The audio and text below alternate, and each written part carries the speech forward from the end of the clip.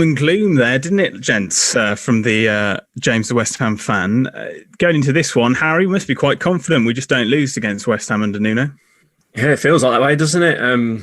It's to me, it's games like this where if we want to do push towards a top six, as some fans want, we've got to be beating West Ham away. They've lost to Newcastle, which I watched the game and they were awful.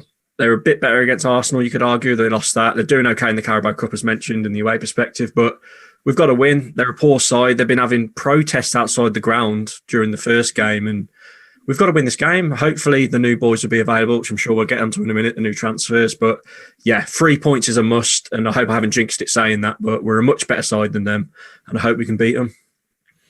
Jack, the wing-back situation is looking slightly better than it was post-Man City. Obviously, Marcel going off. We don't know the situation with them, as per usual, really, with injuries when it comes to Wolves. They are few and far between. But that man, Nelson Semedo, has made his move from Barcelona. Lots of people saying that he isn't any good, but I don't think you agree with them, do you?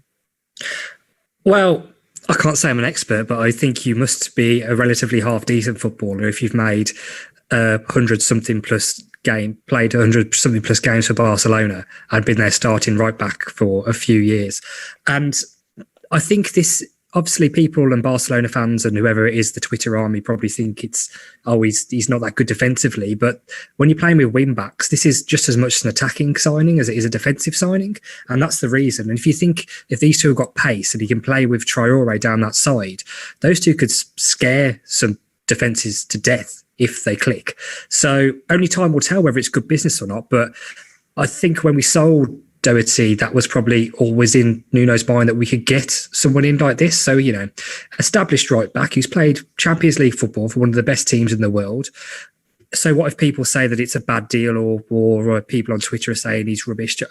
Other people have said other players were rubbish. Traore was rubbish when he came, but Nuno can sort them out anyway. So I don't buy it. He's got to have some level of quality, and I'd expect him to be immediately in that right wing back position because I don't want to see Traore play there again. It's a lot of money, isn't it, Dan? But he's better than Doherty, isn't he?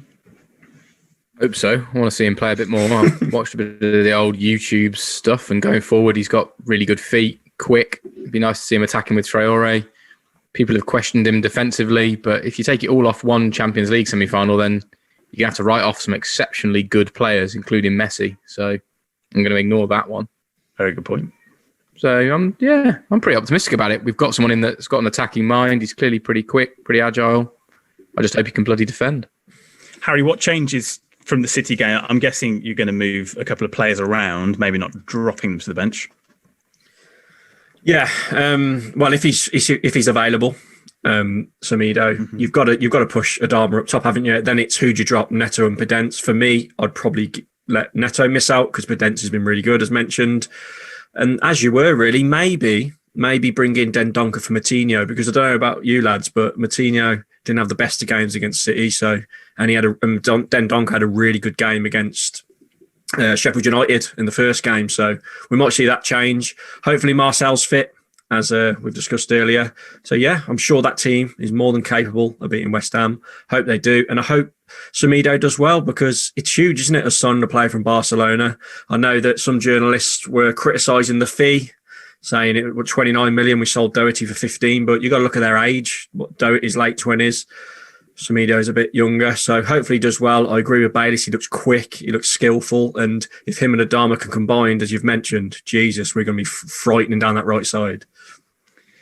Jack, do you echo that? Yeah. Yeah, I do. Yeah, quite good. simply.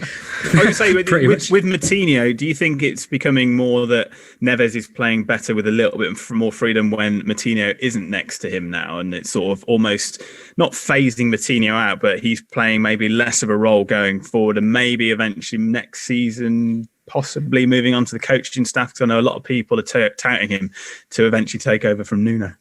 No, I still think this season and next season that he'll be in and around the team, to be honest.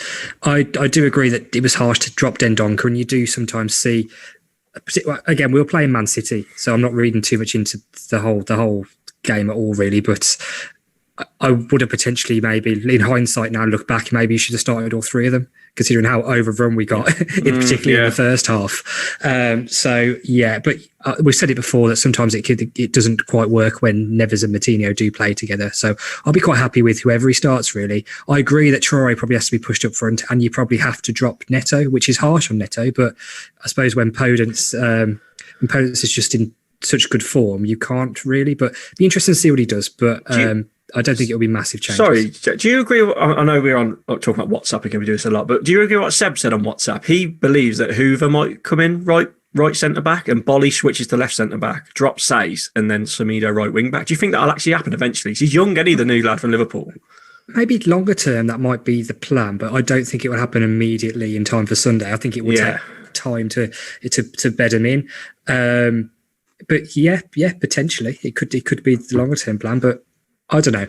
And I don't also want to just judge Sace based on, because he had a really man of the match against Sheffield United, and he made a really poor judgment call to give away that penalty. So I don't just want to just jump on him and say he's immediately going to be replaced just for that, because all the defence were poor, really.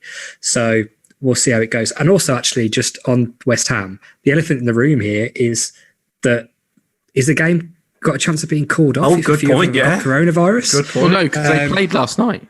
Yeah, but they only found out an hour. But they only found out an hour before that they had some positive tests in the camp. So, I mean, if their manager isn't there, there's no way if he's got coronavirus now, he'd have to self-isolate for 2 weeks, won't he, Moyes? So, I hope it goes ahead. Time recording it is, isn't it, on Wednesday night? So, I'll do him a favour without Moyes, to be honest. Score prediction, Dan? I'm going 2-0. I said it on the West Ham podcast. It's 2-0 or 3-1 Wolves. I don't think we're going to concede, though. I just think we're way stronger than they are. We only played them, 8 weeks ago? If that? Feels like it. First game back. I think we've beaten them every time, haven't we? And have we even let in a goal in the process since we came back up? No. 1-0, 3-0, 2-0. Sound. 2-0 West Ham then from me. Harry? Yeah, I like the sound of 2-0, so I'm going to go 4-1 Wolves. Perfect. We'll get Eli's betting odds and ticket